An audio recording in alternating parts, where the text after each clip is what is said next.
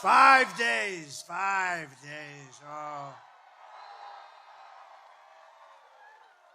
We're all working hard. We got to win. We can't let that alternative win. That would be a disaster for our country. So I want to just say a very big hello, Nevada. We're doing great in Nevada. And I'm thrilled to be back in this beautiful state with thousands of proud, hard-working American patriots, and you are that. You are that. But I'd like to begin by asking a very simple question, very easy one. Are you better off now than you were 4 years ago? I've come today with a message of hope for all Americans. With your vote in this election, I will end inflation. I will stop the massive criminal, and you see it, the criminal invasion.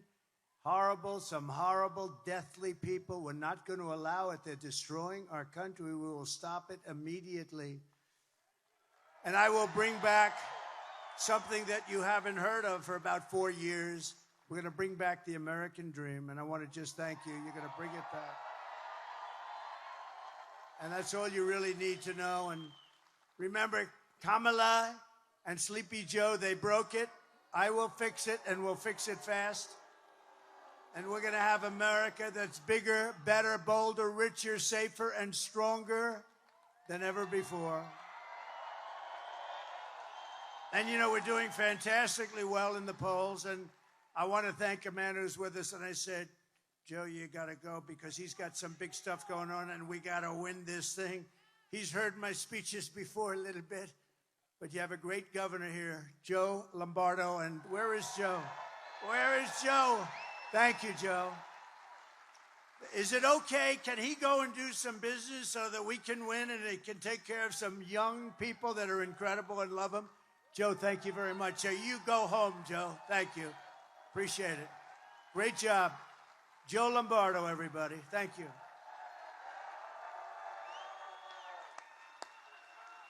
He's a good man. This election is a choice between whether we'll have 4 more years of gross incompetence and failure or whether we'll begin the 4 greatest years in the history of our country. We're going to bring it back. We're going to bring it back fast. And I'm asking you to be excited about the future of our country. That's not an easy thing to do when you see these clowns, these horrible, horrible people we have, running our country. I'm asking you to dream big again. Dream big again. This will be America's new golden age. That's what we're going to do, a golden age of America. Every problem facing us can be solved, but now the fate of our nation is in your hands. This is a very big state for us. This is a very big state. I love it. I'm here a lot without campaigning, but I want to tell you this is a big one, and it looks awfully good. It looks, I don't want to say, just keep voting, keep voting. You got to get out and vote. On Tuesday, you have to stand up and you have to tell Kamala that you've had enough. You can't take it anymore. She's horrible, the worst there is. There's never been anybody worse on the border. She's the worst. She is the worst vice president in the history of our country. Kamala, you're fired. Get the hell out of here. You're fired. The worst. Horrible. Horrible. She is horrible. And she lies. Every time she gets up, she tells a lie. Donald Trump will not allow fracking. That's a first, by the way. I won't allow. Donald Trump will not allow drilling for oil, which is going to make us rich as hell. No, he doesn't. No, she lies about everything. IVF, she lies. I feel like I'm the father of IVF. She lies about everything. She's worse than Crooked Hillary, actually. You know, Hillary was a lot smarter, and she lied a lot, but this one lies about everything. She just makes it up as you go. We've been setting records in early voting, as you probably know. Thank you, Michael. Appreciate it. But we can't let up. In-person early voting in your state ends tomorrow. So get out and vote. But the main thing is you gotta vote. You gotta get that Tuesday is a very special day. It's a big day, and we can close this thing out. We're leading for the first time, I think, ever, right? We're leading in early voting for the first time ever. That's right. Never happened because, as you know, Democrats always lead in the early part, and the Republicans like to go there on Tuesday, and I understand that you want to see your ballot go into a box. I'm not even sure you see that with this craziness that we have, but we're going to get it all changed. But we're doing really well, and to be leading in early voting is unprecedented, so that's really great. So it's an honor. And if you can't make it tomorrow, you got to make a plan. You got to be there on Tuesday, everybody. Who has not voted? Whoa. Whoa. Who has voted? Great. That is great. Wow. Thank you very much. That's great. Thank you. Look at that. Oh, I'll bet I'd like to know what casino you work for, huh? Look at that. That's great.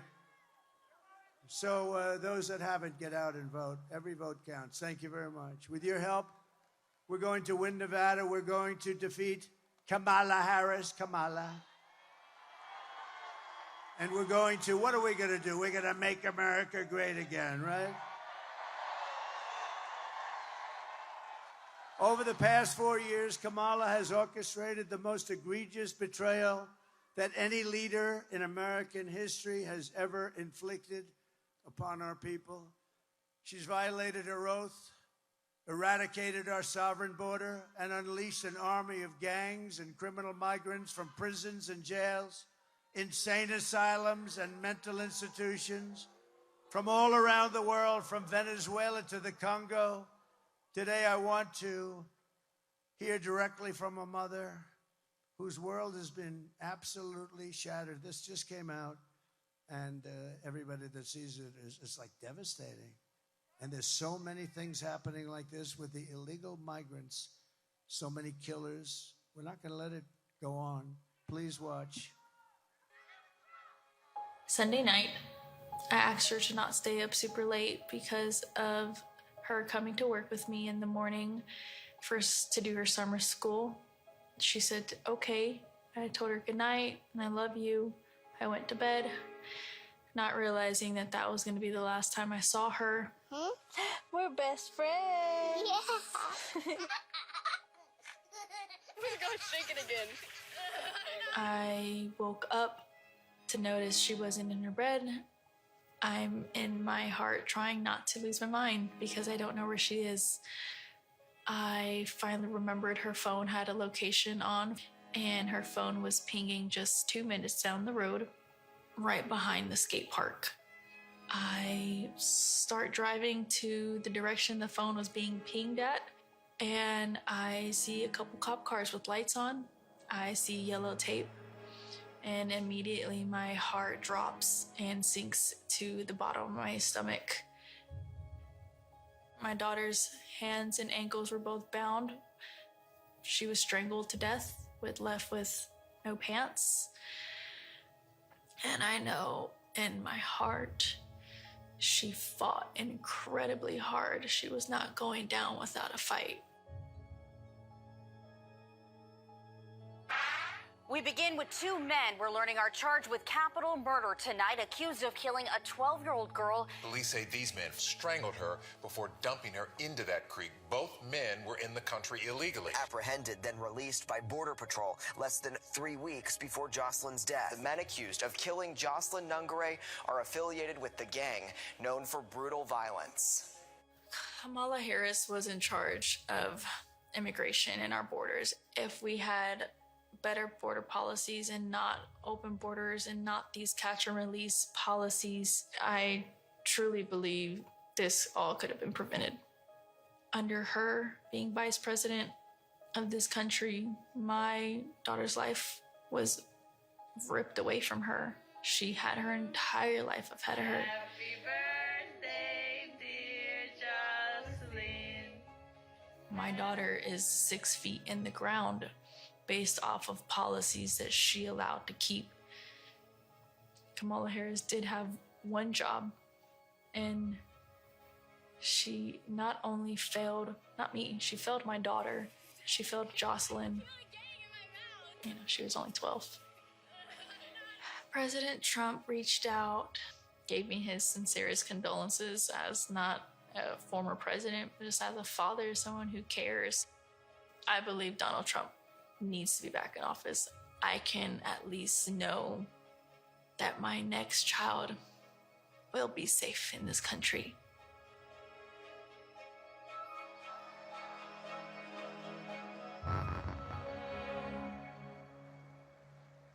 Thank you very much. So sad.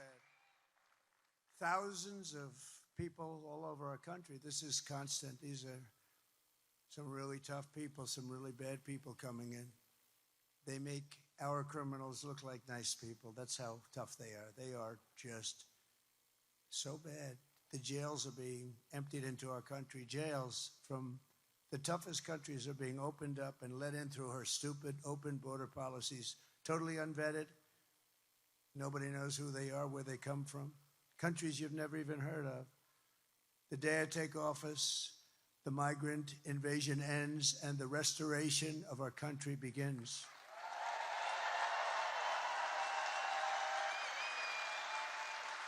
And I believe it's the biggest problem. Biden and Harris, you can't say Harris because nobody knows who Harris is. Nobody knows. You say Harris, nobody knows who the hell she is. But that's great. Thank you, darling. Thank you very much. Thank you very much. Thank you.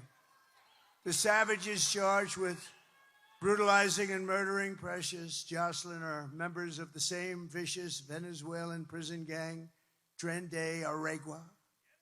And they're taking over apartment complexes in Aurora, Colorado. We have a governor who's petrified. He's a radical left lunatic, and he's petrified. He doesn't know what the hell to do. He's lost.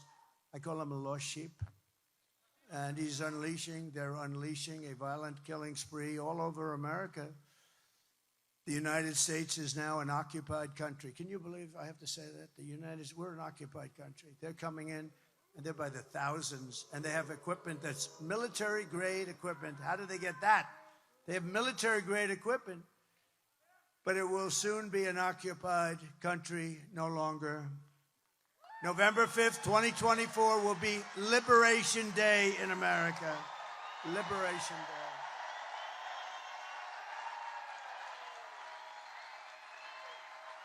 On day one, I will launch the largest deportation program in American history. We're going to get them out. We have no choice.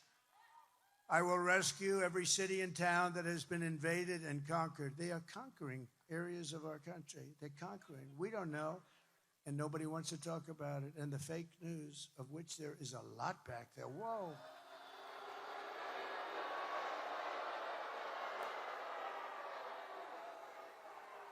A lot. They don't want to write about it. They don't want to talk about it. They don't want to. They'll write about it after the election. No, you don't want to write about it now. And we'll put these vicious and bloodthirsty criminals in jail, or we'll kick them the hell out of our country. We'll want them out.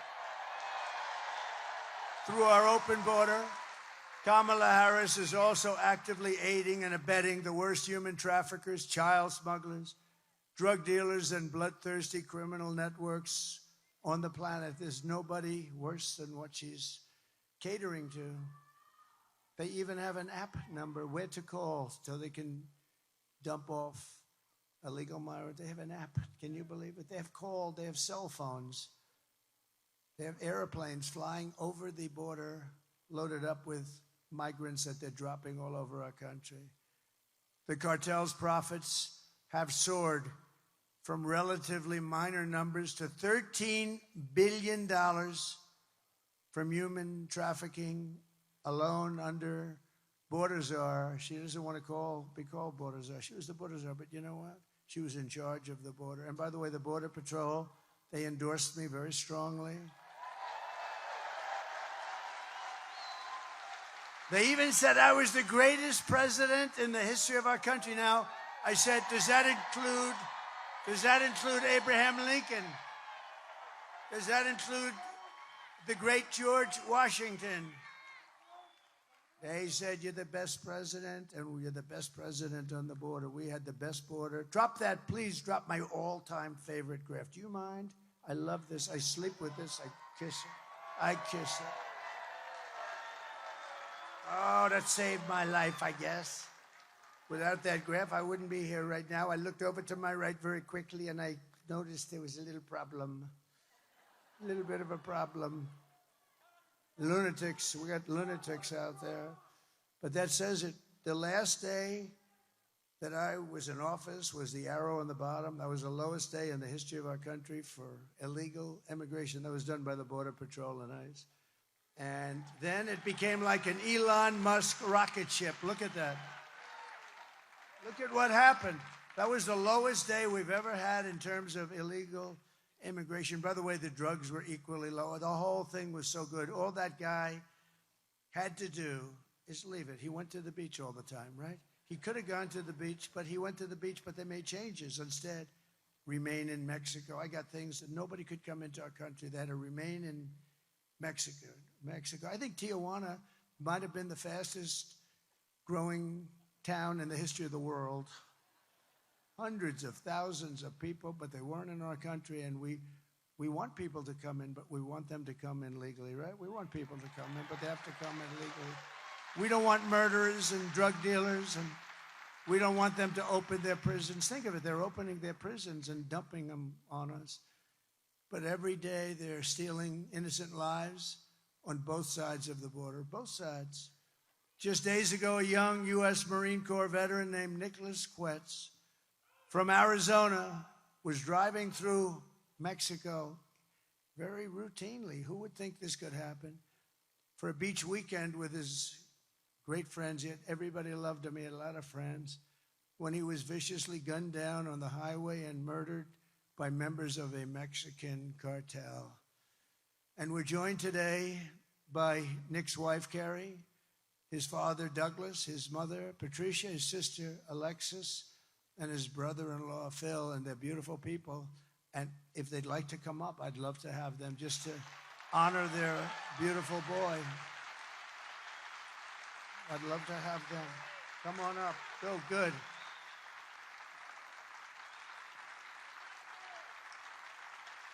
That's great.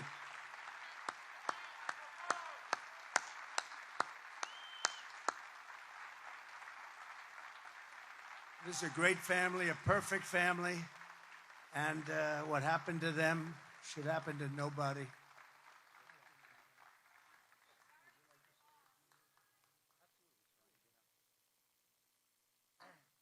Hey, so unscripted, I really wasn't planning on being here.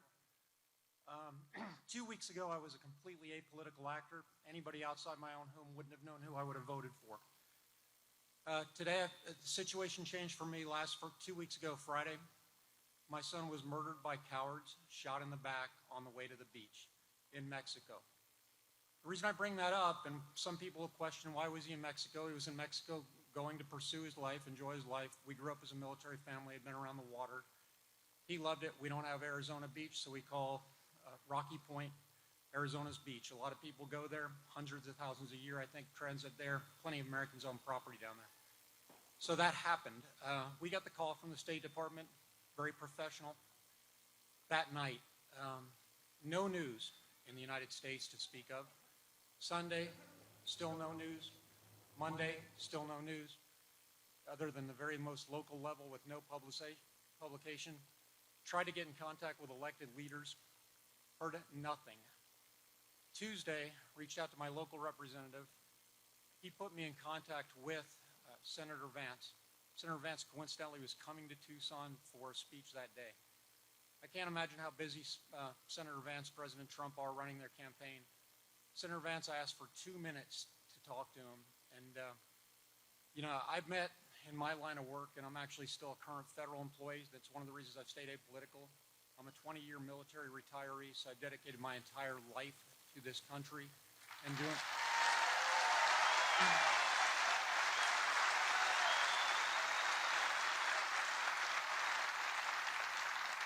My son, who was murdered, is a 4-year military veteran of the United States Marine Corps. He worked on vertical assault from the Ospreys, so he'd fast rope out of helicopters. My daughter is actually a drilling Army reservist, and my son-in-law recently medically retired due to issues sustained on active duty. So our family's a military family with generations and generations of service. I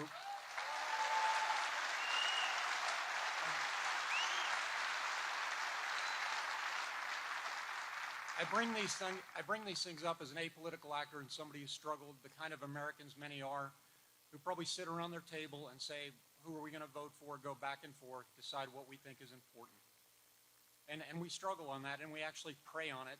And many people ask me, how can I stand up here today 13 days after my son was killed and talk in front of groups? And it is through the grace of God, and I do believe in God and a higher being.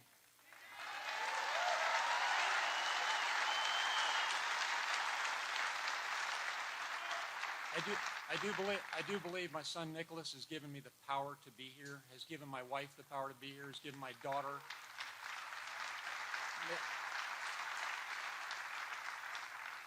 Karime, who is Nick's wife, and my son-in-law Philip.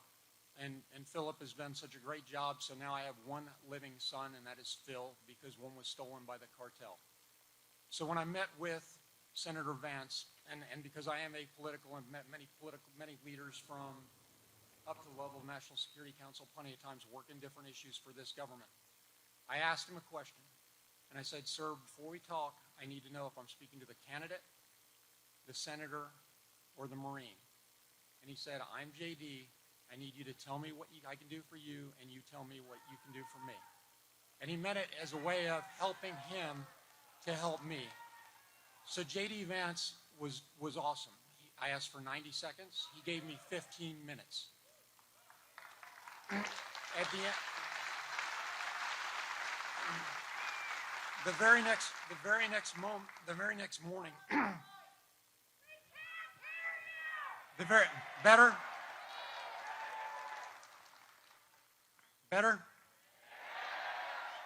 The very next morning, and after having tried to reach my elected officials for 5 days, President Trump's office called me.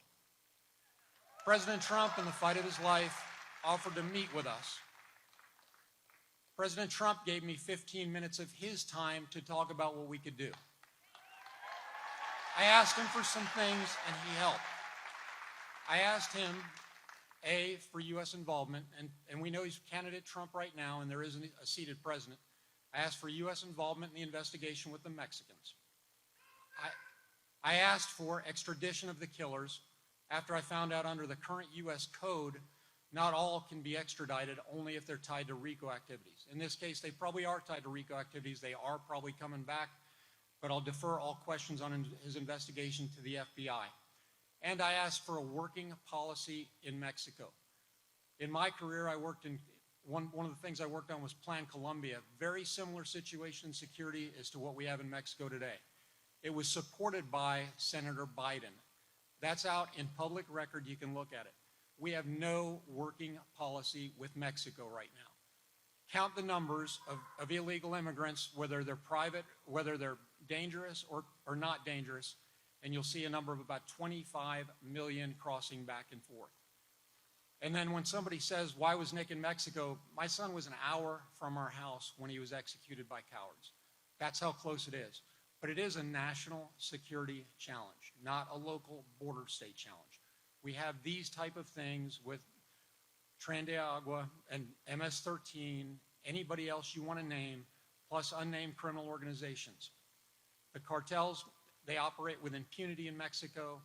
They've infiltrated every level of their government. The local police are helpless because they're not properly equipped. State police, a little bit better, but not, and then the federal. But we need to work with the Mexicans on this to go forward. So what I'm leaving you with, and I'll give this back to President Trump, to whom you came to listen, not me, is this. For most of us in this room, and honestly, I would not have been in this room because it wouldn't have been political 2 weeks ago, you know who you're going to vote for. But for the soundbite and the people looking at this, after 12 days, I received a phone call from Senator Mark Kelly. That was the 12th day. And he was gracious, and he offered his condolences. And I told him, sir, I appreciate that because I'm a respectful person. I'll work with anybody. But what I want is sponsorship of a couple things. One is change to U.S. code so that if committed crime against U.S. persons, especially murder, they are brought back here to face our justice.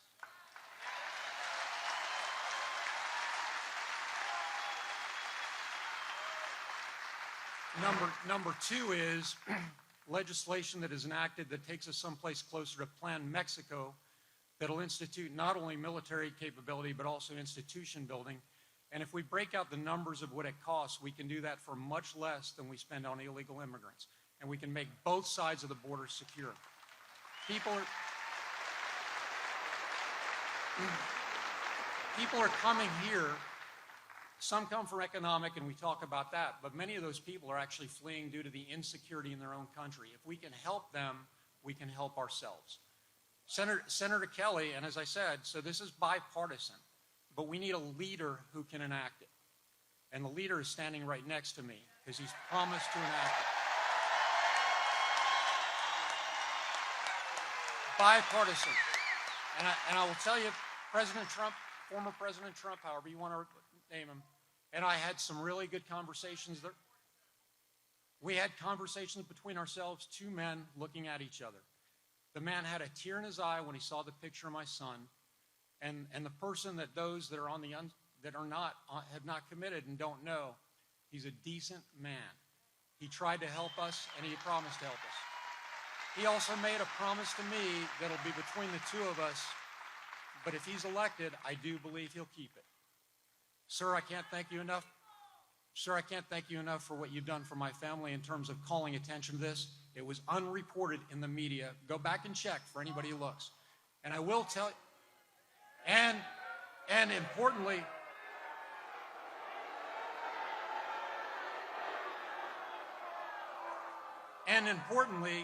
like I said, Governor Walz was in Arizona last Saturday. He had a convention. We tried to go. We asked to go. I've got electronic proof of it, so we can show pictures. They've already been released to the media. We're told it was full. It was in a high school auditorium, and we weren't allowed to speak with them. So when you wonder about where America really is and what the stories are, you don't have to wonder anymore. The man next to me and his vice presidential nominee, a current seated senator, both met with me within 36 hours of asking, and both took up the cause.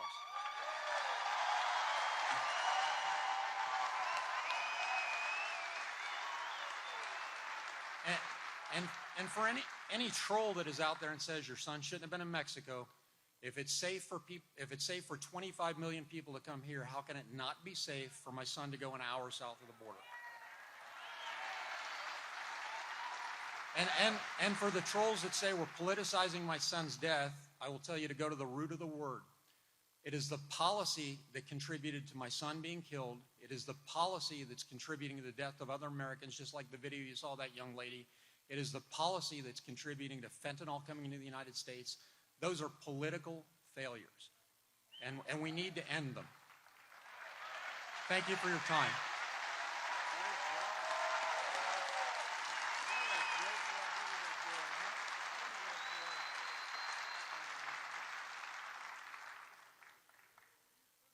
I'm asking you, help us get justice for Nicholas.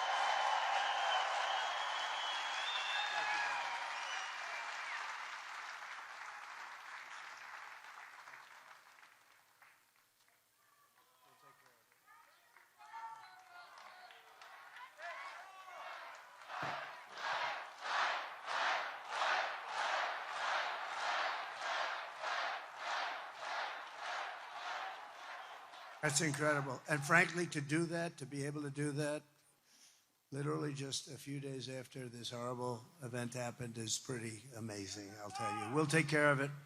We're going to take care of it. We're going to get that guy. We're going to get him. We're going to get him. They know who he is. Can you believe it? They know who he is. Nothing's done. Mexico's going to give him to us. Mexico's going to give him to us. They have to. They have to. It's going to be real easy. When I'm president, we're going to put the drug smugglers and human traffickers, we're going to put them right out of business. They're killing hundreds of thousands of people in our country. You know, if we had a war, it wouldn't be as bad as this. Hundreds of thousands of people a year are being killed. To expedite removals of the Tren de Aragua savage gangs, I will invoke the Alien Enemies Act of 1798 to target and dismantle every migrant criminal network operating on American soil. And if they come back into our country, it's an automatic 10 years in jail with no possibility of parole. And I'm hereby calling for the death penalty for any migrant that kills an American citizen or a law enforcement officer.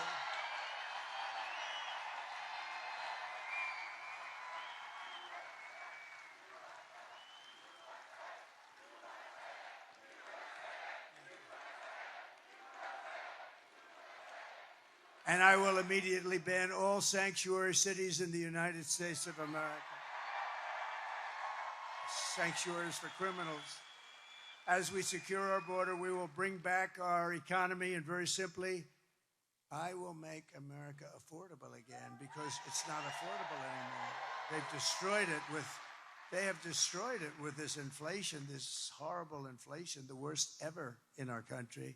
Kamala Harris cast the deciding votes that launched the worst inflation of your lifetime.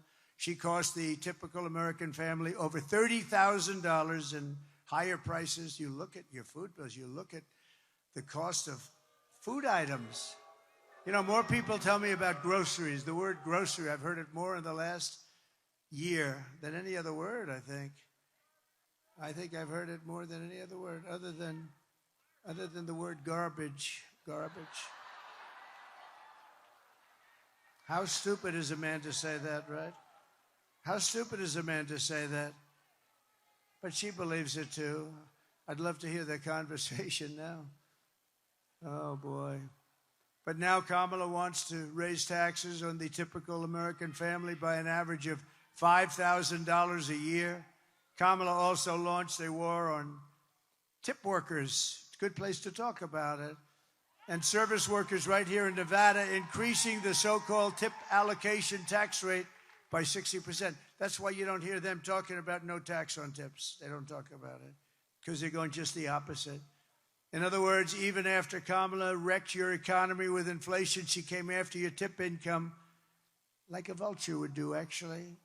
She doesn't understand it. She doesn't know what it means. She has no sense of economics, none whatsoever. If she gets 4 more years, Kamala Harris will pick your pockets bare. We will not have a country. Everyone will flee. Our companies are going to flee. People don't realize these companies, these big, beautiful companies, they're run by international business people. They don't live here. Many of them live in Switzerland and Sweden and lots of other countries. They don't mind. They don't even think about it. They'll take these companies out of here so fast. It's a mass charge to see who can get what company, and they want to go, and they'll go. They don't care. They have no loyalty to our country. We have to keep them here by being smart, not stupid. I will massively cut taxes for workers and small businesses, and we will have no tax on tips, no tax on overtime, and no tax on Social Security benefits for our great seniors.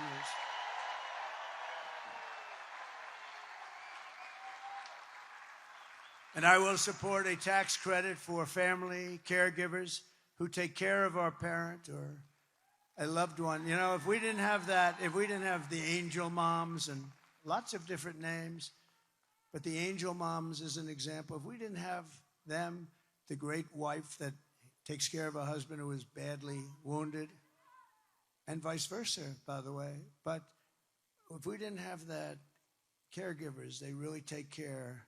We wouldn't have enough hospitals if we doubled the size of our hospital rooms. If we doubled it up, we wouldn't have enough hospitals to take care of our country. And now, of course, what's happening is you go to towns and cities all over the country, you can't have a hospital anyway because the migrants have literally taken over the beds. They've taken over the schools. They've taken over your son has a seat in school and he no longer has it because a migrant is they're giving him, actually, they're saying, you go first. The migrants go first. Migrants go first. Look at what's happening. Look at what's happening all over the country. The schools are bursting at the seams. The hospitals are a disaster. You go to the hospital, you have a problem, you can't get in. I will end Kamala's war on American energy, and we will drill, baby, drill. We're going to drill, baby, drill. And I'll terminate her Green New scam, one of the greatest scams in the history of our country, devised by a person who never even took an environmental course. You know who that is, right? AOC +3. Remember what she said, 12 years. Well, the 12 years has pretty much come up, Mr. Congressman, right? Matt, right? The 12 years has come and gone. We weren't going to be around anymore after 12 years. This is a young lady who, I don't know, she's having a lot of fun or what, but boy, I watched those senators. They were there for a long time. I watched them say, yeah, that's right, that's right. You know what her real goal is? $93 trillion. They don't want any more windows in apartments, no more windows. They'd like every building in Manhattan to be taken down and build a building with no windows in it. You have to be one of the greatest salesmen in the world to sell one of those apartments. I guess I have it wrong. I've always been known for having the biggest windows. I want those windows to be so big, right down to the bottom of the floor. And the bigger they are, the better they sell. That's just the way it is. I got to change my whole philosophy if you don't vote me in, because I'll go back to building crazy buildings now and I won't be able to use windows anymore. No, they don't want windows. They don't want cows. They don't want anything. They don't know what they want, actually. And I will cut your energy prices in half within 12 months. We're going to cut it in half. We have liquid gold. And then everything else is going to come down. It was energy that brought it up. It's going to be energy that brings it down. They screwed up that energy policy. They had it down to nothing, and then they snapped it back. They said, we're not going to win and elect the prices. Remember, they're going through crazy. Then they got it back almost to my level. But see, my level wasn't right because I would have been 4 times that level by then. And I will be 4 times or 5 times the level very soon. Despite all of the damage she's caused, Kamala has spent the final week of her campaign comparing her political opponents to the most evil mass murderers in history. And 2 days ago, Joe Biden called our supporters garbage. Garbage. That's nasty. I think that's worse than deplorables, right?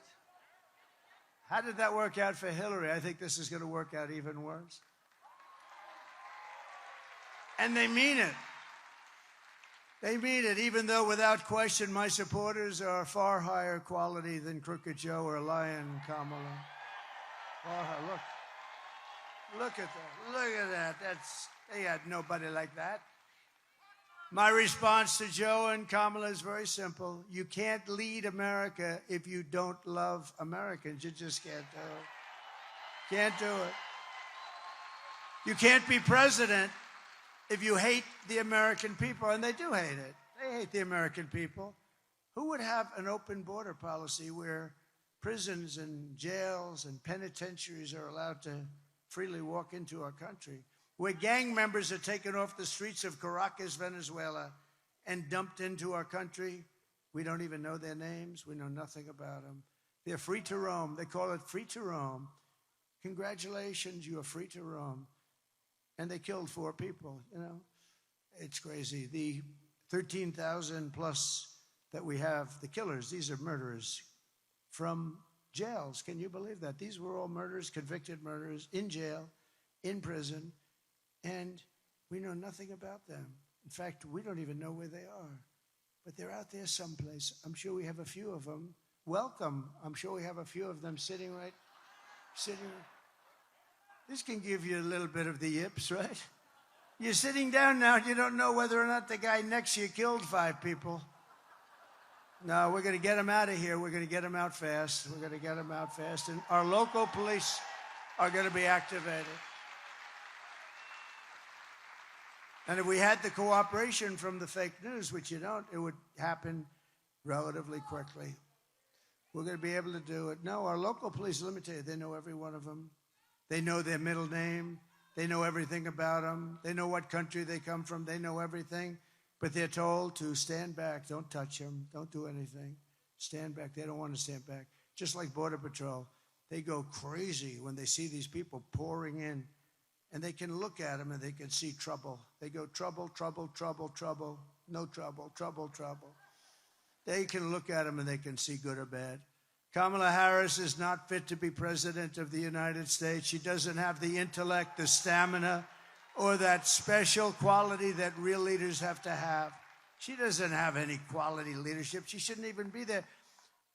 He got 14 million votes. Look, I'm not a fan. But we had a debate. He didn't do great. His numbers went down. Big deal. We wanted to see him, and they say, you can't win. You're out. This is, we call him a threat to democracy. They look at me, I'm a threat to democracy. I am the least threat. I'm the one saving our democracy.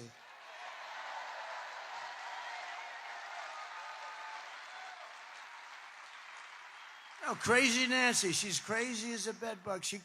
She walked in and she starts screaming at him, you're out of here. You're out of here. Get out of here. And it's amazing, her and some of her friends. And yet with Nancy, she was a big owner of Visa stock. She started off with nothing, and now she's worth $200 million, they say. But listen to this, with her husband. What was that all about anyway? That was a weird deal. What was that all about? So she's got the husband, and they buy stock. And she was a big owner in, I believe it was Visa, and big owner, big position.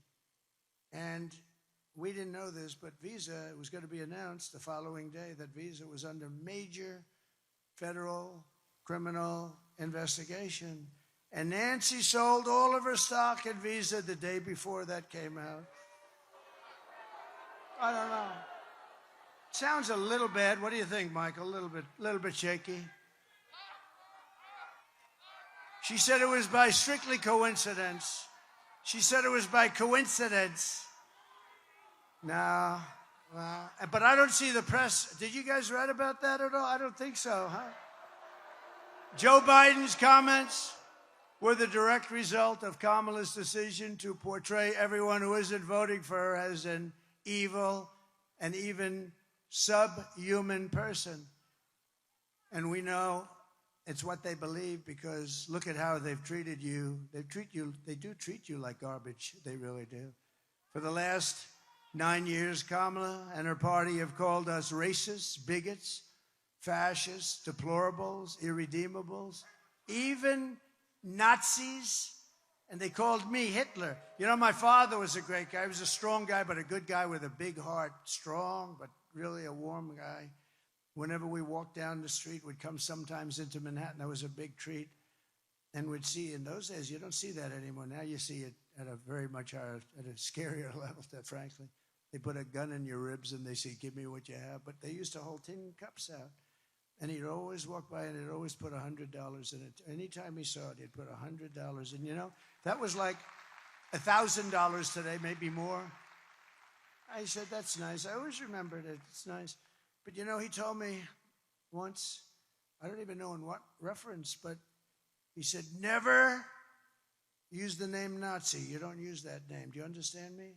And never use the name Hitler. You don't have to say Hitler. Don't ever say Hitler. Do you understand? And now I'm being accused of being Hitler by these lunatics out there that have lost control of our country. Our country we're riddled with crime. Every city, you take a look at it, it's falling apart. They smell, they're dirty, they're criminal-ridden. You take a look at what's happened to our great cities, it's a shame. And you know a city, and I hate to say it, I hurt myself. I have property there, San Francisco. I have a lot of property in California. It hurts me. But I don't care about this. Look, to be president is a big deal. So I don't give a damn about my property. But I own big property in San Francisco. San Francisco. Now I lose another 25 million by this statement. That's one. San Francisco is almost unlivable. And it's because of her. She was the DA who destroyed San Francisco. She then became the Attorney General. And she destroyed, along with Gavin Newsom, one of the worst governors in history. She destroyed California. More people moved out last year than moved in. First time that's ever happened. I mean, they have the best weather, in all fairness. In all fairness, they have the most incredible weather. And they have the beautiful ocean. They have the beaches. They have everything. And you got to work hard to screw that up. But he's done it. He's done it. You know, they just passed a law on voter ID. Do you know that? That not only don't they have voter ID, but it's against the law for you to ask somebody for voter ID. So if you work at one of the very few places that would even have the consequence of asking, because there are no places. You know, they just mail out millions of ballots and they come mailed back in. They don't know where the hell they're going, although they have a pretty good idea. They tend to go to Democrat neighborhoods a little bit more. But they mail out like 38 million ballots, and then they get mailed back in. They shovel them with shovels into kids and bullshit. Because I'll tell you what, if I ran in California, you know, I went to California with the family of our great congressman and his wife, Ginger, who's incredible, Matt Gaetz, Mrs. Gaetz. And their family had a little event in a beautiful part of California, and nobody could believe. You couldn't even get on the streets. It looked like Lindbergh just arrived on Broadway. It was so crazy. We would do, with a fair count, we would do great in California, the right guy. Now, me, I would do great because Hispanics like me. I'm glad they love me. They should love me. And I love them. But I would do great. If we had an honest vote, I always say, if God came down just for one day to be the vote counter, in other words, I would win in California. I would.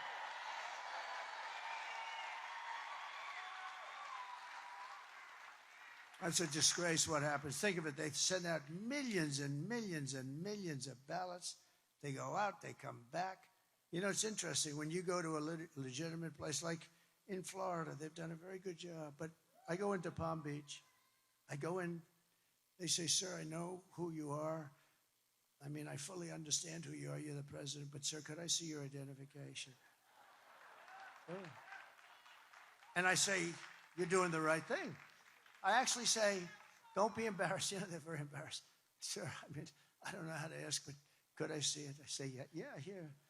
Oh, thank you, sir. I thought it was you. I thought, no, they feel good. And then they give you a paper, and you sign that paper, and you put on whoever you're voting for. Maybe there's a bond issue or something, and you do a check, and they're watching, and then you sign. They walk you over to essentially a container, but it could be in the form of a machine. The fewer machines you have, the better, by the way. The fewer you have. You know, Elon Musk told me he's the greatest. I would say, you got to say, in terms of computer, I would say he's probably about as good as you get. And, you know, I watched that big rocket come in 2 weeks ago. It came in, that sucker was going to crash. I said, no, don't let it crash. I tell the story. I was talking to a very important person on the phone, very important. And I'm watching the screen. It's muted. There's no sound, but I see this scene live. And at first, I thought it might be like a space-type movie, you know, some kind of a crazy movie. But this rocket comes in, and it's all burned. You know, it's coming down at 10,000 miles an hour or some crazy speed, and they're just like on fire. But now it's like the size of a 22-story building. That's pretty big, right? And it's coming in, and I'm talking to this guy, and I say, do me a favor. Hold it just for a second, okay? I got to watch this. I put the phone down. I never picked it back up. Can you believe? And because I'm president, but more importantly, because I may be president, he held on for 45 minutes. The guy held on. You know, if I wasn't president or if I had no potential to be president, he would have hung up in the first 30 seconds. But I picked that up like 45 minutes later. I said, hello, hello, hello, President. Very important guy. Everybody heard of him. I felt so badly, but one of those things, but I was fascinated. So I see this massive 22-story ship coming down, and you have the gantry or whatever the hell they call it nowadays, and the ship, and it's coming too fast, and I'm like, oh, no. Don't do that. I don't want to see it crash. And I didn't know it was Elon. I assumed it might be. I mean, why not? He has everything else to. But the ship is coming down, and then I see the bottom is going to hit that gantry, and then I see an explosion of fire. Pushes it like that, just perfect. The fire's all over the place. The whole thing is burning. There's smoke. I never saw anything like it. Then, boom. And then the arms come out. And just like you do your beautiful little baby, he grabbed that sucker. And it was secure. I said, it's the most incredible thing I've ever seen. It was going to crash. The fire, everything just computer, right? It was all. I called up Elon. I said, Elon, you know, he gave us the greatest endorsement. He said it's the most important election we've ever had. Do you know where he is right now? He's campaigning in Pennsylvania. Can you believe it? With all he's got to do, because he thinks it's the most important thing he can do. But I said, Elon, was that you, the rocket? Was that you, Elon? I called him up. Hello? I said, how you doing, Elon? Okay, what's up? I said, Elon, was that you with the rocket? Yeah. I said, you're unbelievable. I said, can Russia do that? No. Why not? They don't have the knowledge, and they never will. I said, can China do that? No. I said, why not? Because I have the knowledge, and they don't. It would take them 10 years before they can do that. I said, can the U.S. do it outside of you? No. I said, that's why I like this guy. That's why I like this guy. Hello, Mr. Senator. I just see you there. The Barrasso man, he's one of the greatest people. What a great, I didn't know you were going to be. I'm very impressed. I guess Sam Brown must be doing very well for you to be here, huh? We got the leader of the Senate. We got the leader of the Senate here. And I know it's not for me, so it has to be for Sam Brown, right? Thank you. Thank you. Senator Barrasso is an unbelievable guy, and Sam is unbelievable. And we're going to get to him in 2 seconds. And he really is. By the way, you know, I do the weave, right? You know the weave? It's genius. It's genius. I can go here, but it's always related, maybe sometimes just a little tiny bit. But I can, like here, over there. Because I look, I see them, I say, whoa, there's a senator, one of the biggest senators, and one, maybe the most powerful guy. Because Mitch doesn't have it anymore. No, he may be the most powerful guy in the Senate. And I'm very impressed with you, Sam. That's pretty good. That's pretty good. But nobody has given up more, right?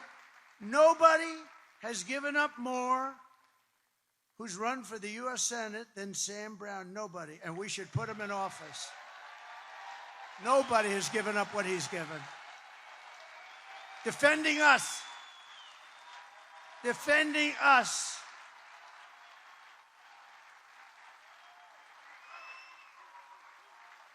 And he's running against a horrible person, a radical left lunatic, but nobody's given up what that man has given up. And I say it, and he might not even like me to say it, but I say it because it's true. Nobody has given up, ever, that's ever run for the U.S. Senate. And I just hope he gets in. And he's very close. I saw a poll. You're right there, neck and neck. Great. Nice that you're there, Barrasso. That's great. But they've bullied you. They've demonized you. They've demeaned you. They've censored us. They've deplatformed us. You know, they took me. I had 280 million between Facebook, Instagram, and Twitter. And one day I woke up and I had nobody. Think of that. They took them all away from me. No, think of that. And I have a lot of things to say. I have a lot of good things to say. At least I think they're good. And I didn't know what the hell to do. And I went about 2 months and I had all this stuff and my mind's ready to explode because I can't tell people. And then what happens? I did what's called an most of you are too young. There's a couple of guys here that's fine. They know, they've heard it. But I did what's called an old-fashioned press release. And I do a press release, and I put it out, and it got better and better. Save America. It was called Save America. And people loved it. And then I created Truth. Think of this. Truth. And it's hot as a pistol now. So think of it. Somebody said, very smart guy, a Wall Street genius, he said to me, think of it. They hated you so much that they took you away from, I had like 280. I know Mark Zuckerberg said I'm number one. Number one, I think of that. He came to the White House, and he's actually been very nice to me, I must say. But he came to the White House. He said, congratulations, you're number one. But on Facebook, Instagram, and Twitter, then they called it Twitter. Now they call it X. But under a different regime. And it's great that Elon bought that. He's done us all a big favor because these were bad people. But so this friend of mine who's a natural business person, he viewed it differently. I said, can you imagine what they did? But think of what happened. They deplatformed me, just like I said. They took my voice away. I then came up with a press release, and the press release went crazy. It was like almost as hot, maybe just as hot. But then I said, I got to open up some kind of equipment or machinery. I got to do it like, I want to do it. So I couldn't do it then because they wouldn't even talk. They wanted my voice silenced. So I created Truth. And it's really good. It's very expensive to do that. It's expensive stuff. Between the clouds and all the other crap that I had to learn about that I wasn't interested in. I got a cloud, I got everything. But this guy said to me the other day, he said, think about it. They deplatform you. They take your voice away. They want to destroy you. So you, in a moment of weakness, develop your own source of information, and you do it at a high level, and you get great engineers, but it's still expensive, and you put it out, and then you open it up, and it's called Truth, and they said you couldn't get the name Truth because it was somebody else had to own it. And I said, check. They said, sir, you'll never get the name Truth, sir. That's a term that you will never get. I said, and you ideally need 5 letters, right? I said, wouldn't Truth be great? They said, sir, you won't get it. You won't get it. I said, check. Sir, I will, but sir, you're not going to get it. I said, check. And they came back, sir, it was available, and we bought it for $2,000. Can you believe it? $2,000. And then it had a little burst. I don't know what the hell's going on. So here's my friend. He said, so they deplatform you. They take it all away. They try and destroy you. And you open up something. And as of yesterday, it was worth $10 billion crazy dollars. Did you see that? $10 billion, Mr. Senator. And they're going crazy. They all have Trump derangement syndrome. They're going, can you imagine how they must feel? They take it away and you open something that's worth $10 billion. It's crazy. But it's good. And by the way, use Truth. It's great. It really is. It's great. They've taken your money and thrown open your borders to criminals and terrorists, flooded your towns with deadly drugs and death, and given your jobs to illegal migrants, and sent our blood and treasure to fight stupid foreign wars in places and countries that you've never even heard of.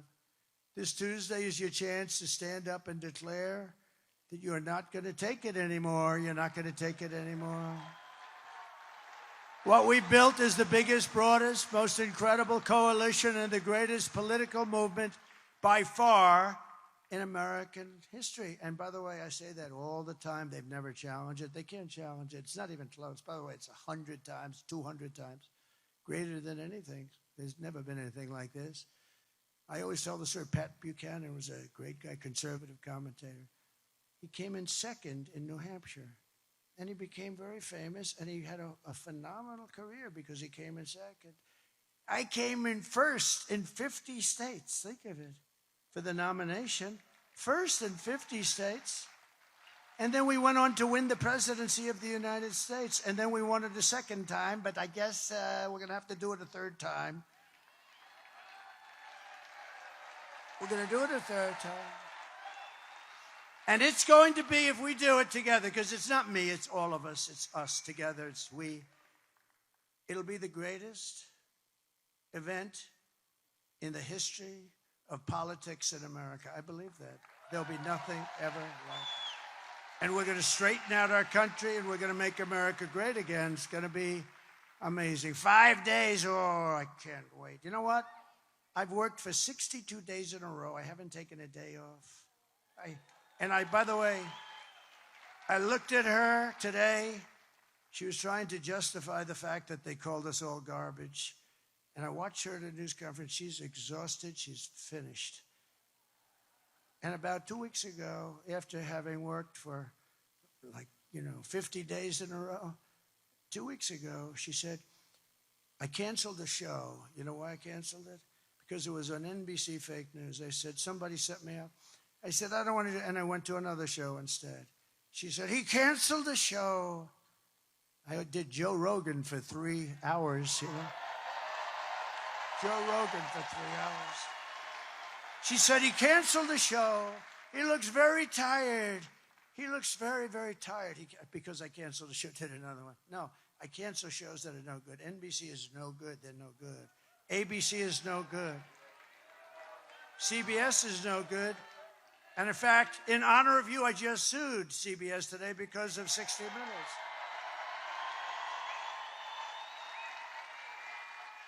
You know why I sued her? Because she was on, and it was called election interference fraud. Very simple. They asked her a question. She gave an answer as though she was one of the dumber people in the history of our country. Certainly the dumbest vice president, and would be beyond the dumbest president, but we're not going to let that happen. So she gave one of these, they call it a word salad, but I don't like the term. I don't like the term. No, I don't like the term. I think you're very nice, but I don't like that term. She came dressed as a word salad. Do you believe it? And he came dressed as a wall. Look. And I have no idea who she is, but she's a very pretty young lady. Okay, sit down. So she answered a question. It was a question. She gave this long, crazy... If you read the answer, you would say there's something wrong with her. So you know what 60 Minutes did? Can you imagine them doing that for me? They took it was a very long answer. You just went on and on, just words. Didn't mean anything. 60 Minutes and CBS cut it all out, and they took another answer for a meaningless question, and they put it up there. Do you know that, right? They put it up there. They took it and they put it up, and they replaced an answer that would show that she's not qualified cognitively, as I would like to say. I think she should take a cognitive test. She's not qualified. They took it out in its entirety, and they took another answer from someplace else, and they put it in. That's called election interference fraud, okay? So we sued them today. And I think CBS should lose its license, but I think ABC should lose its license also because of what they've done. We'll see. It's a hard one for them to explain. Well, let's say we have a fair judge. Well, exactly why did you do that? I mean, it's, I've seen where answers are sort of juggled around. That's not good either, but a little tiny. But to take the whole thing out and to take another answer from a totally different question and a totally different part and move it in, and they got caught, and they don't want to show us any papers because they might have done it with many other answers. And that's real interference. So, no, we don't have to lock them up. They should lose their license, which is worth billions of dollars. But we brought together veterans and union members, soldiers and steel workers, farmers and auto workers, and patriotic moms and dads of every race, religion, color, and creed. We're welcoming historic numbers of African Americans, Hispanic Americans, Asian Americans, and Arab Americans. Did you see in Michigan how well we're doing with the Arab Americans? That's great. That's good. because we have a real good chance. We're leading in Michigan. We're leading in Pennsylvania. We're leading all over the place. We're leading here. We're leading in Arizona by 8. A great poll just came out. We're leading by 8. We're leading all over the place. But we're uniting Christians and Jews, Catholics and evangelicals, Muslims and Mormons, and everyone who simply wants to do one thing. It's one simple thing they want to do. You know what it is? Make America great again.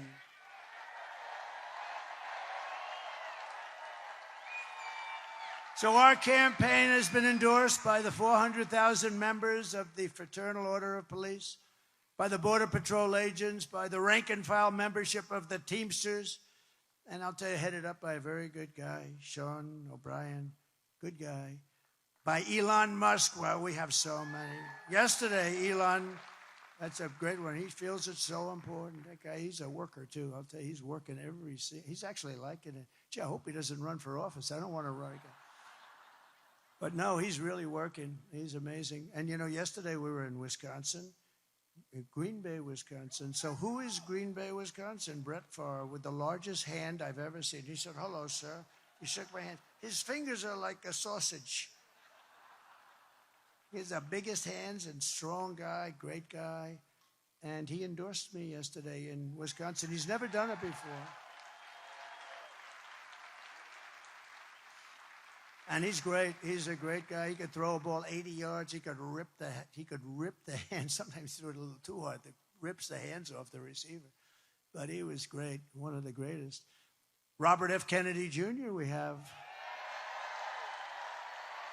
And he's going to work on health and women's health and all of the different reasons, because we're not really a wealthy or a healthy country. We're not a wealthy country either. We owe $36 trillion, but we'll get that taken. You know what's going to take care of that?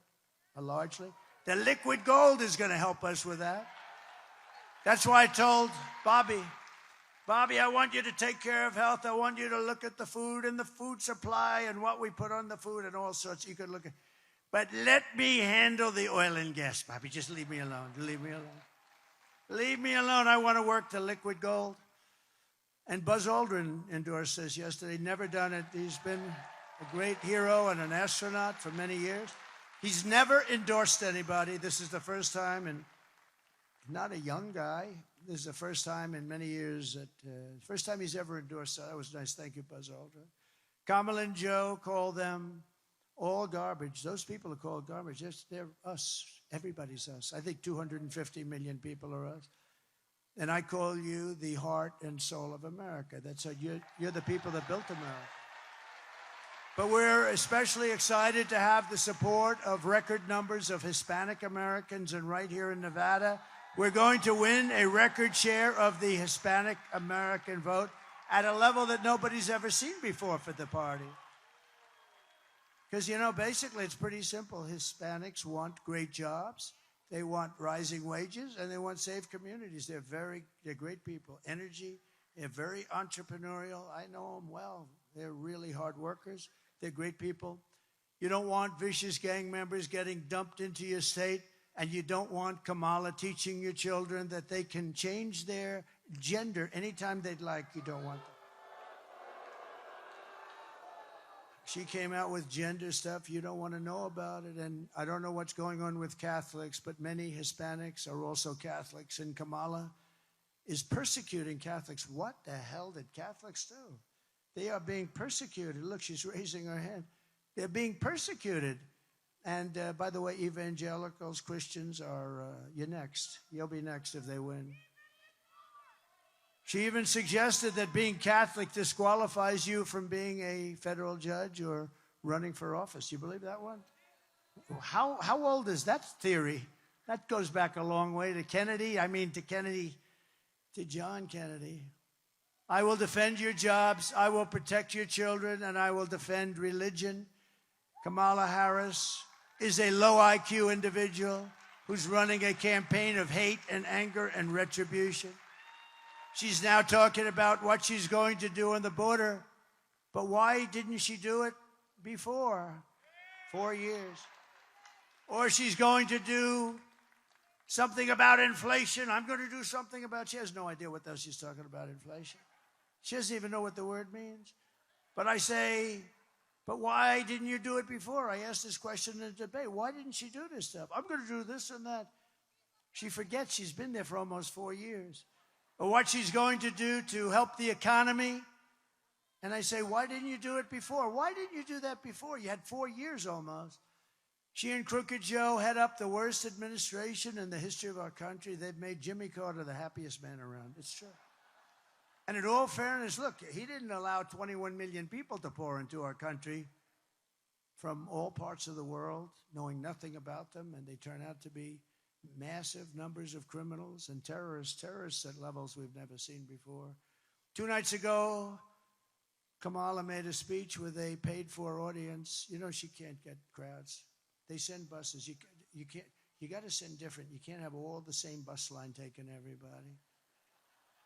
I thought they did a good job, actually. I could have used them sometime, but I don't need crowds. We got plenty of crowds. But she made a speech, and all she talked about was Donald Trump.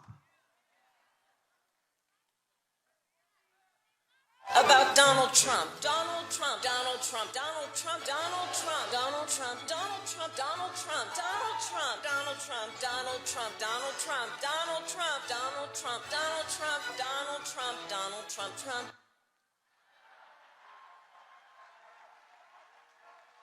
The whole thing was about Trump. She was here for almost 4 years. They didn't do anything. The worst and a failed administration. What they did in Afghanistan, others would be prosecuted for it. And they didn't fire Milley. They didn't fire these generals that did a bad job. He's an incompetent guy, too. They have a lot of incompetent people. We defeated ISIS. Remember that? That was much tougher. We did it surgically. We did it in 4 weeks. She suffers from a very serious disease known as Trump derangement syndrome, TDS. But many Democrats do. They really do. They suffer. The press suffers from it, too. They're sick people. And you know why? You know why they do this? Because we're winning. We're all winning. Just remember that. Everything Kamala says is a lie. She says, I want to take away Medicare and Social Security. It's crazy. I would never say that. Who would say that? Because if you do say that, that's your number one. It would be wrong. And number 2, it's the end of your political career. So who would say that? I never said that. She said, he wants to immediately end Social Security. She's crazy. Hillary Clinton wouldn't lie like that. We can't stand Hillary. She's crooked as hell. She says, I want to end Obamacare, affordable health, okay? Now, I never said that. I fixed it. I made it good, but it still stinks, okay? If we got something better, I would do it. If it was less expensive, it's too expensive and it's not a very good form of health care. But if we got something better, I'd do it. But I never said I'm going to end it. She said he wants to immediately end it. She talks about Project 2025 all the time. I have nothing to do with it. I've said it every way possible. I even said to a very good lawyer, am I allowed to sue them for continuously? We put it in writing. We said to... And the lawyer said, well, sir, you're running a campaign. You got a lot of liars in campaigns. You probably can't.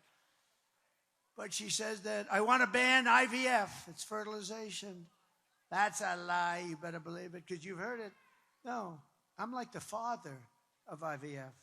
When I heard about it, they had a bad ruling in Alabama. A judge ruled that all clinics have to be immediately closed. And I was called by Katie Britt, great senator from Alabama. And she said, you have no idea. So many women, they're going crazy. And I said, explain it. Just explain it. And after about 5 minutes, I said, well, we can't do that. That's great.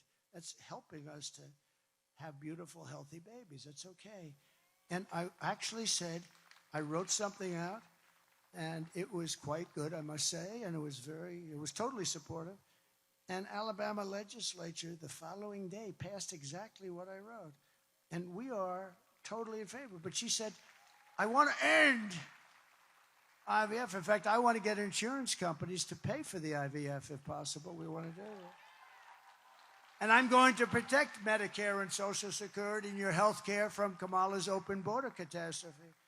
So she's the one who threatens your health care. And according to recent studies, Kamala's plan for giving free health care to illegals will destroy Medicare. It'll destroy our country. It'll cost $2 trillion. She wants to do that. She will. That's something she'll do. I will. And by the way, if you tell them, then they're going to come, and it's a tragedy. If you say you're not going to get it, then they're going to stay where they are, and it's not a tragedy. I will never let our country be destroyed. The reason Kamala's campaign has been reduced to this desperate, pathetic stream of hoaxes and lies is simple. The entire world can see she's a train wreck who is totally unqualified to be the president of the United States. She's totally unqualified. There are some people who thrive under pressure, and there are some people who crack under pressure. And the more pressure Kamala is under, the more pressure she unravels. You know, people didn't know her. She's only had a few months because she had that little honeymoon period. And remember, she was introduced, and she got on stage, and she went, "Thank you, thank you, thank you, thank you, thank you, thank you, thank you, thank you, thank you." She's like 50 times thank you. I said, what the hell is wrong with her? But the press never picked that up. If I did that, it would be over. Remember that? When she was, right? Was that a little weird? She said like 42 times, thank you, thank you, thank you, thank you. But being a candidate is nothing compared to the pressure of being president. I know both. If she can't handle the press conference or the television interviews, which she can't, she should do Joe Rogan. I mean, it's a really good interview. Then she can't handle the presidency. She'll get overwhelmed, meltdown, and millions of people will die. This is not a charity event. This is an election for the biggest and most important job in history.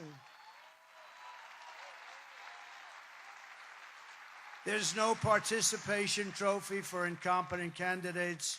Do you want to lose your life savings because we put a weak and foolish person in the White House? That's going to happen. If that happens, it's going to happen. Do you want to lose your job or maybe your house or pension because Kamala has the economic understanding of a child? She's a child. Do you ever hear her talk about the economic situation? Oh, me. It's crazy. She shouldn't be here. The presidency is a job held by Teddy Roosevelt, Abraham Lincoln, George Washington, Dwight Eisenhower, Ronald Reagan. And people of strength and high intelligence. Would you trust Kamala to talk to Russia or China about nuclear war? But I can. We had no wars. And China paid us hundreds of billions of dollars. And Kamala, think of this, hundreds of billions of dollars. China and Russia, I ended their pipeline. They had Nord Stream 2. Nobody ever heard of it until I said, wait a minute, they're building a pipeline in Europe that's going to Germany with offshoots all over the place. They're going to build a pipeline. I terminated that pipeline. And then they said, he's been nice on Russia. Think about that, Matt. I've been nice on Russia. I terminated the biggest job they've ever even conceived of. And then they say, oh, but I do get along with Putin, and you know, that's a good thing. And I get along with President Xi, and I get along with Kim Jong-un. But they respect us. They respect us a lot. Now they laugh at us. They think we're a joke. Would you trust her to steer us out of an economic crisis? Nothing is more dangerous than to give immense power to a person with a very low IQ. You wouldn't put Kamala in charge of literally a kindergarten class. You wouldn't. So at the end of the day, you need to ask yourself, can you afford to put someone that's grossly incompetent in charge of the future of our country? I don't think so. On top of all that, Kamala says she would do nothing differently. She was asked that question. Please look.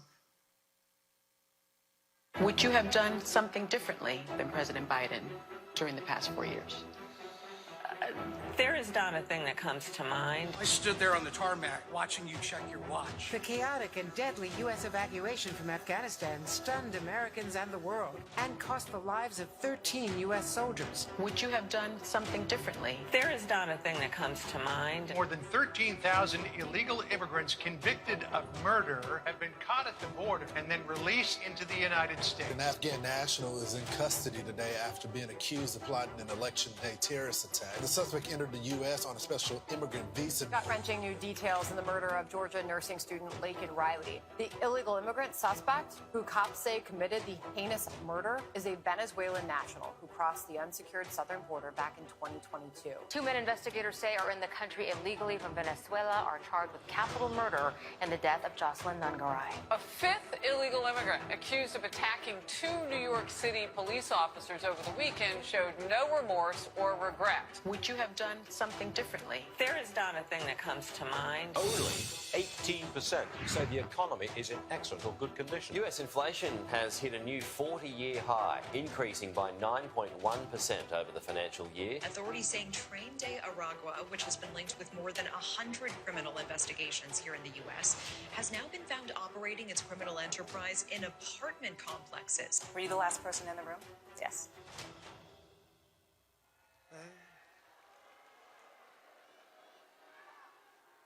Nothing comes to mind. 325,000, the worst stat, 325,000 young, beautiful children went through her open border, and they've never been seen again. They're probably dead, or they're sex slaves or slaves of some kind, or captives. Remember that, and the press is, I've never seen a story about it from those fakers back there. Think of that. 325,000 children. And then you remember a couple of weeks ago it came out that 818,000 fake jobs were created so that they could show how great they're doing, but they were all fake. 818,000 fake jobs, and then a whistleblower, thank you very much, whistleblower, they were going to report a change after the election. They were going to report that it was, they wouldn't say it this way, but essentially it was a fraud on our country, and I never saw them write anything about it. Think of it. 800,000 jobs plus 818,000 jobs, almost 1 million jobs were fraudulently created, but they got caught before the election. Aren't I lucky? I mean, think what would have happened. They would have announced it a week later, and everyone would have said, so what? These people are fraudulent. If you want to end this disaster, you must. This is a disaster. You must get out and you must vote. We're thrilled to be joined tonight by your next Senator, Sam Brown. Stand up, Sam.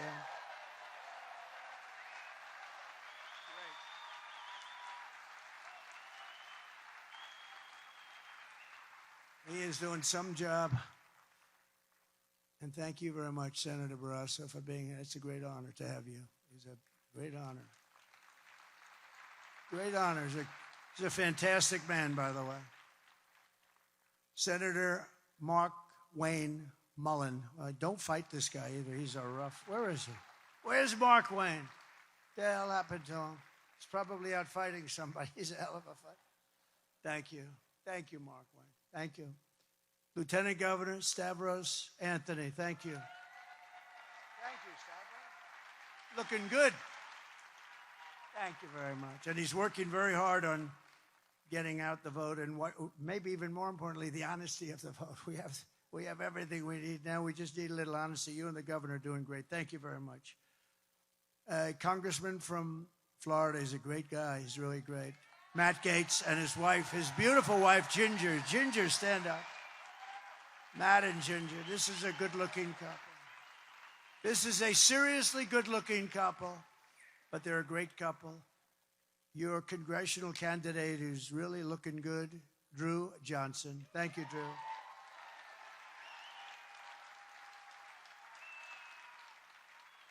Nevada Republican Party Chairman Michael McDonald. Thank you, Michael. 5 days, Michael. 5 days. Thank you, everybody. So important that we win this state. If we win this state, it's over. It's over. A friend of mine, a great television star, he's been on for a long time. I don't even know what the hell it is, but when you're on for more than 2 seasons, you're like considered good. This guy's been on for years and years, and he's big stuff. Rick Harrison. Where's Rick? Oh, Rick. Hi, Rick. How many years, Rick?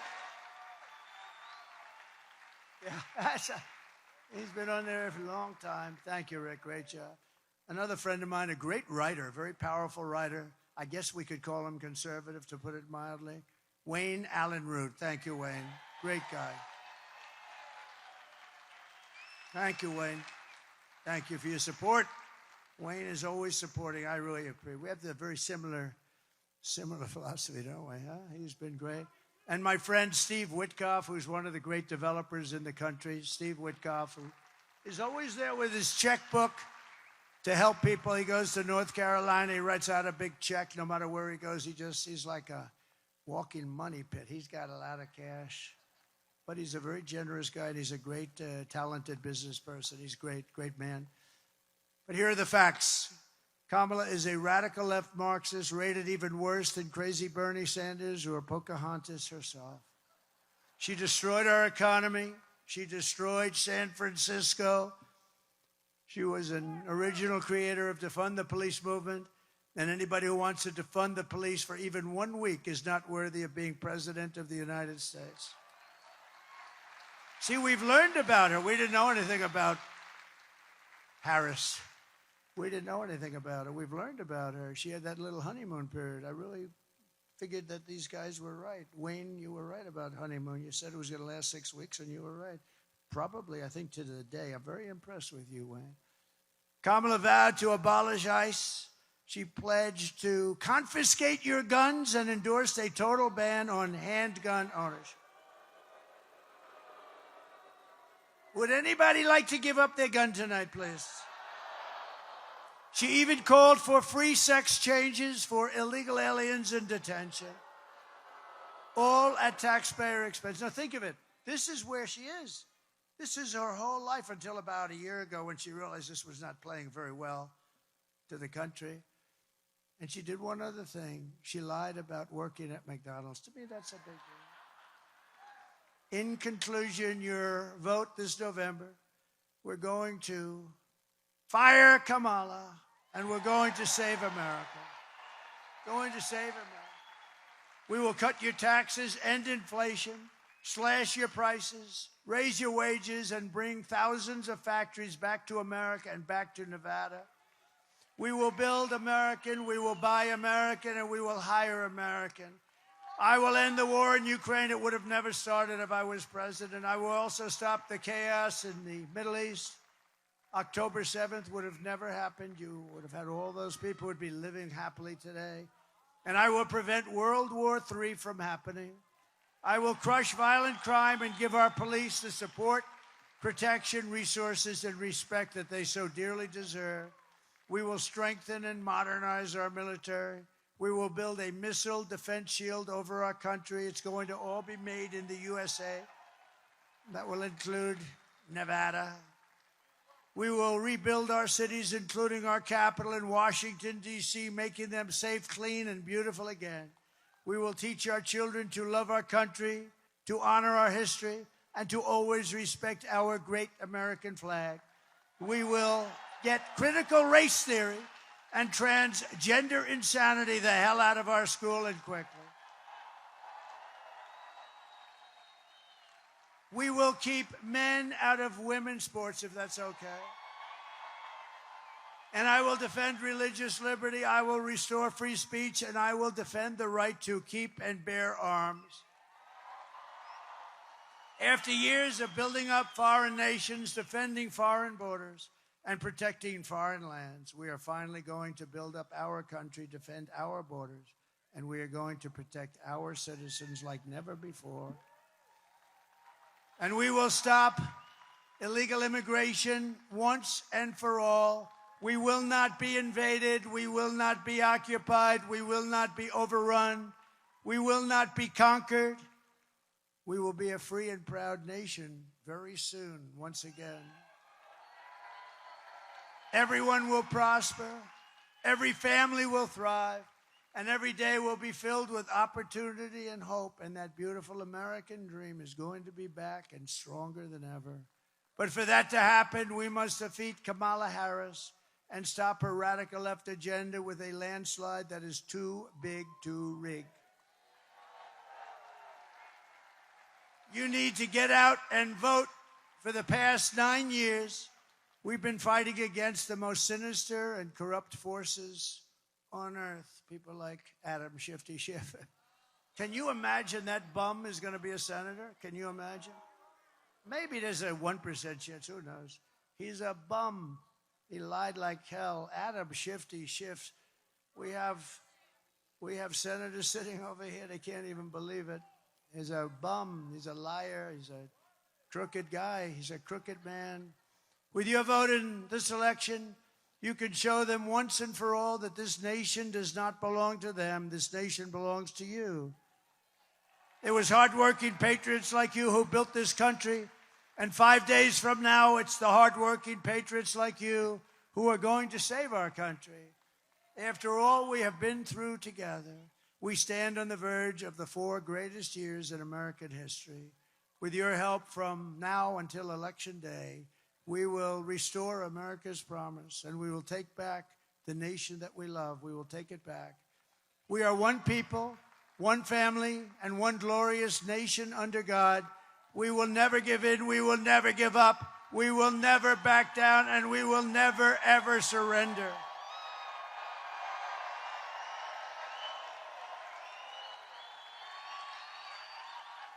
Together we will fight, fight, fight, and win, win, win. November 5th will be the most important day in the history of our country. And together we will make America powerful again. We will make America wealthy again. We will make America healthy again. We will make America strong again. We will make America proud again. We will make America safe again. And we will make America great again. Thank you very much, Nevada. Get out and vote. Get out and vote. Thank you very much. God bless you all. God bless you.